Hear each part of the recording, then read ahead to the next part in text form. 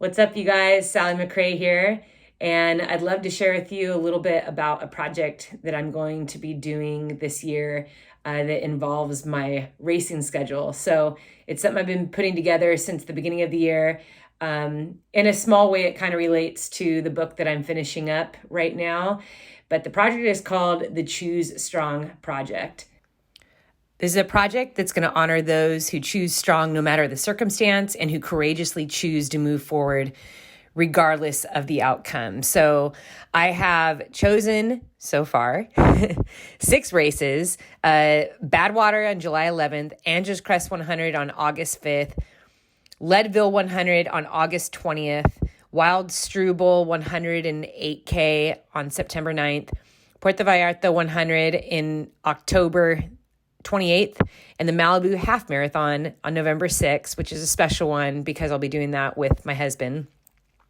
Basically, this year is really special to me because a few years after my mom's passing, when I was 17, I dreamed and dreaded the year when I would turn the same age as her when she died. So remembering my mom's painful death and the way she often chose discomfort in order to show it for her family has inspired me my entire life. My mom wasn't an endurance athlete, but she lived out the powerful truth that our bodies are far stronger than we know. I wanted to have the same strength my mom had, and that desire has often fueled me in my career. And so this year, I have been quietly working on a way to celebrate this special year that I have long anticipated, the year that marks me living longer than my mom. At 43, my mom was staring at her grave and with a body completely ravished by cancer. And I, as her daughter, was desperately trying to navigate my life without her.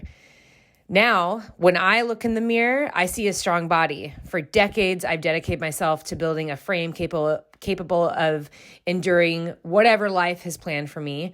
I'm not sick, I'm not dying, and I'm not writing final letters of farewell to my children. I am here now, and I'm choosing to be strong.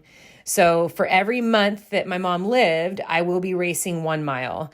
But I have also strategically put together a race schedule that will prove to be particularly challenging. So from the hottest, toughest foot race on the planet to races at altitude and massive climbing, these races are purposely strung together quite closely.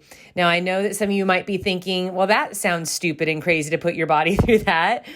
But I'm not approaching my racing this year in the same way I have in the past. This is about enduring. This is about choosing strong and seeing what the body is capable of doing. And really, as it comes down to it, the parallel is really what I'm after, because for many of us, the challenges and the pain that come to us in life without warning, and sometimes without mercy, time and again, it is there in our struggle and weakness that we must make a choice to succumb to disbelief that we can't go another step or to choose strength. Now, you don't have to be physically strong to be strong. Choosing strong is a choice. And so I'm dedicating my racing this year to those around the world who wake up each day with no option but to be strong. And for those of you who relate to this, you know very well that we do not know exactly how strong we are until it's our only choice. So as I move through my schedule, I know I will be broken down and tired, and I know that a chance at standing on the podium in any of these races is quite slim, but that's not my focus this year. As I finish up my book and, really consider the stories from my life, the most powerful moments that remain to impact me are the ones not where I stood on top of a podium, but where I was surrounded by the people I love. So I'm very much going to celebrate that. I've made some incredible relationships in my career. I've made some of the most amazing memories with my family and friends as a result of my running. And so my hope is to celebrate the many moments in my life and the people who have made it so fulfilling while honoring my mom, who never got the chance to experience life as I know it. And I can say with confidence that she is an important part of who I am today and why my capacity for endurance is so deep. She is and always will be my greatest hero. So I really look forward to sharing this journey with you.